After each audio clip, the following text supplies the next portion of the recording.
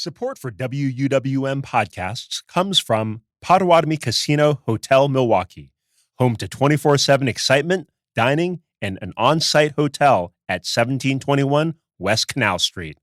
More information at potawatomi.com. This is Capital Notes from Milwaukee's NPR. I'm Maayan Silver, speaking with J.R. Ross, editor of WisPolitics.com. Hi, J.R. Thanks for joining me. Thanks for having me. So we've got midterm elections this year, and the full state assembly and half the state senate are up for grabs. This election is happening under new legislative maps that went into effect in 2024, which don't favor Republicans as much.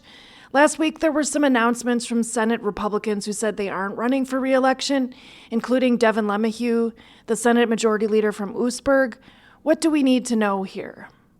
Well, there are a couple of things. A lot of it's being driven by personal reasons. For example, Van Wangard is a Republican from Racine. Since he ran 4 years ago, 3 of his siblings have passed away, a 4th who has dementia had a heart attack, and his daughter has been diagnosed with cancer. That's a lot, right? And Van said that his heart, he wanted to run, but he knew he couldn't do it and just decided it was time to not seek re-election. For Devin LeMahieu, being leader has been difficult. That caucus is a challenge to manage quite often. And it seemed like a relief for him in some ways to not have to do it anymore.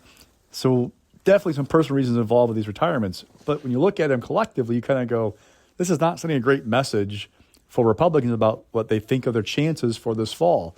Look, right now we're in a period where Donald Trump numbers are not doing very well. There is a war going on in Iran. Gas prices are going up. And please know that's not the biggest thing in the world when you talk about lives being at risk in a theater of war. But let's face it, that's the impact that we're feeling for a lot of us at home. That's not helping the environment for Republicans who typically, if your party is in power in the White House, you struggle in midterm elections. So the election is not today, right? It's in November. But this environment needs to improve between now and then for Republicans to have a better chance of holding the Senate, holding the Assembly, winning the governor's office. And right now there's a feeling of kind of like this is not the best environment right, for Republicans to be running in.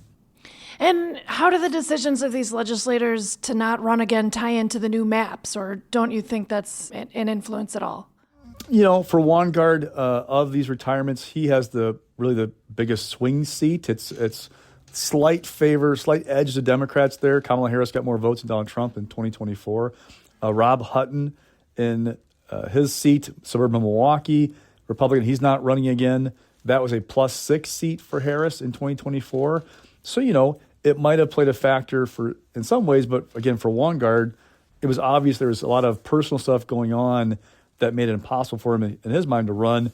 He definitely wanted to, and he sent signals he was trying to get back in there and run again, but you add all those things up, it's just too much to kind of go through. The rest of the seats so far for Republicans, they're pretty safe in the Assembly. Kevin Peterson, the Assembly Pro Tem, he's not running. It's a very Republican seat. Rick Gundrum, the Slinger area, Republican seat. Robin Vos, Assembly Speaker, longest serving Speaker of Wisconsin history. His seat's deep red. Those aren't really at play this fall at this moment. And in the state Senate in particular, currently Republicans have a really narrow majority there, 18-15. With all these incumbent Republicans not seeking re-election, what does that mean for Democrats' efforts to take control there? Well, it definitely improves them. I mean, look, there are 4 seats in play, 3 of them held by Republicans, 1 by a Democrat. Democrats have to win any combination of those 3 to have the majority come November. Now, if I go seat by seat, I can tell you where there's a path for a Republican to win. But that path is widened if you have an incumbent in there. Rob Hutton is not running. Van Wangard is not running. That makes it more challenging. You still have Howard Markline, who's the co-chair of the Finance Committee from Spring Green. He's seeking re-election in a southwestern Wisconsin seat. You've got an interesting race up in the Eau Claire area where Jeff Smith, a Democrat, is the incumbent, but Jesse James is also an incumbent. The new maps drew him into a different district. He moved kind of temporarily into his district he was elected to in 2022. He's not going to run the district where his house remains, his permanent residence. So you've got an incumbent election. You can see where a Republican can win, that you can make an argument for it. But again, if you take a 30,000-foot view, you go, okay, if I add up Trump's numbers, gas prices, conflicts overseas, discontent at home with various things, and these incumbents not running, it paints a not great picture for Republicans when it comes to how this fall is going to look. As we sit here today, I stress that, as of today, we'll see how it looks come October if things change. And as we mentioned in the Senate, there's that 18-15 majority for Republicans right now, so they can only lose one caucus member on a bill without needing Democratic support.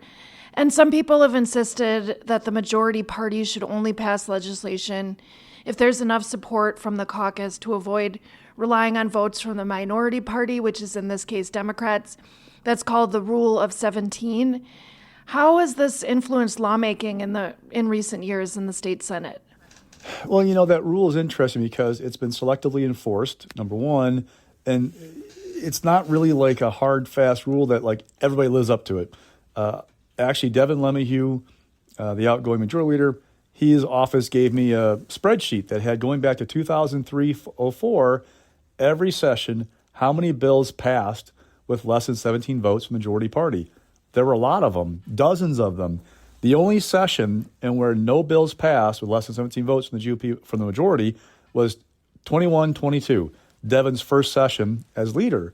But it got a lot of attention this year because of two bills, really. One, changed the definition of an online bet to fit, current statutes for what's allowed as a bet. That enables the governor then to negotiate with the tribes on allowing online gaming so long as the bet goes to a server on tribal lands. That one passed with 9 Senate votes, Senate GOP votes. And then a name, image, and likeness bill with the University of Wisconsin where the Madison campus would get $15 million a year to pay for the cost of athletic facilities. That would then free up money to pay athletes in these NIL deals.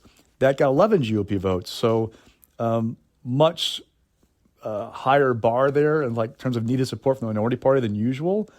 But it's not been unheard of for bills to pass without 17 votes in the chamber, regardless of the leader's been. This is Capital Notes. I'm Maayan Silver, speaking with J.R. Ross of WizPolitics.com. So what does that mean for bipartisanship in the state Senate? Have we seen a lot more of it in recent years? Oh, good question. They've worked together on some big things to get some things done. We have the Milwaukee Brewers Stadium, for example, doing an overhaul of shared revenue. We've seen negotiations on things. What's been interesting is sometimes in politics, you will hear people talk about how if you have a smaller minority, you actually have a stronger team because the team feels a requirement to row in the same direction, to work together because there are fewer of us, we can't lose somebody and get something done. Then compared to having a bigger majority where any 3 or 4 members could go off of a bill and you'd be fine. Well, Republicans got to 22 votes in the Senate under the old maps that were in place in 2022, and they had the same issue about, what can we get done with this majority? 2024 comes around, new maps, they go down from 22 to 18. The same people were voting no when they were 22, were still voting no at 18. It made life difficult for LeMahieu and the caucus to get things done sometimes when you have a bill, like, for example, last week, one passed 31-2, but there are 2 no votes, both from the Republican caucus, so it did not have that 17 magic number on that bill. What do you do in that situation as leader? Do you let 2 people stop a bill that 31 others that will get signed into law, that one of your other members in your caucus wants to get done? That's that challenge about enforcing that rule or sticking that rule of thumb when it comes to Rule of 17. And is Evers more likely to sign these bills because they're bipartisan? Oh, yeah. We got Democratic support for sure. That definitely helps. For example, one of the bills that got done this week, they married a change to the food stamp program where they're going to ask for a waiver now, if it's signed, for the federal government to no longer allow food stamps to be used to purchase soda and candy. But they married that with changes that Evers wanted to get additional funding for the Department of Health Services to check the eligibility of people on the program to make sure we don't go above the error rate that would then lose federal money for us. So big bipartisan support, governor's going to sign it. So yes, when you have Democratic votes, definitely helps the chances of that bill getting signed by the governor. And can we get a quick civics check right now? What is the role of the state Senate in passing laws? Can you just give a small snapshot of that? Each bill has to go through both chambers, the exact same language with the majority. So it doesn't matter how it gets done, it matters that it's the same version. Then it goes to the governor for his signature. So neither house has an upper hand in passing things. There's just fewer members in the state Senate. All right, so what I want to know actually now is about some legislation from last week on PFAS. Essentially, there was some legislative action on that last week. The Wisconsin legislature sent a $133 million plan about contamination from PFAS. They're also called forever chemicals. What can you tell us about this potential end to years of discord between the Democratic governor and Republican lawmakers over the issue? So back in 23-25, they put $125 million into the budget to cover, these grants to work with PFAS remediation. There was going to be a trailer bill that would actually kind of make it all work. Well, the trailer bill was vetoed by the governor because of a dispute over what's called innocent landowners. People who, for example, didn't put the pollution there, but it's on the property, are they responsible for cleaning it up? Or they spread stuff that was contaminated with PFAS without knowing that it was a problem, or they had a permit when they spread it.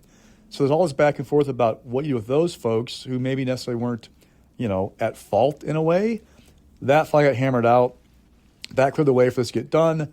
And now the package is actually $132 million because at $125 million, interest was added to it over the 2-year period.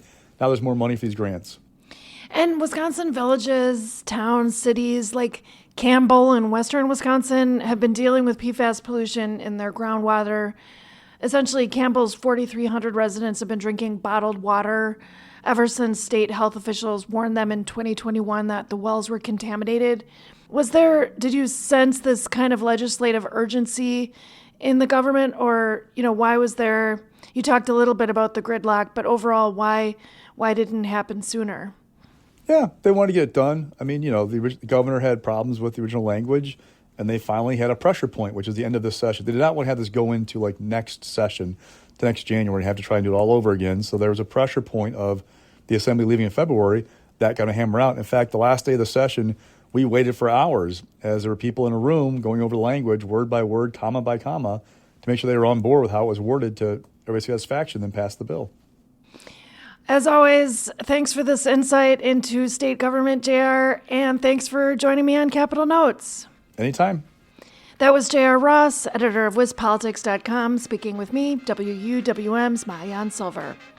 Listen for our segments every other Monday with an extended segment on Lake Effect, and check out the Capitol Notes podcast wherever you get your podcasts.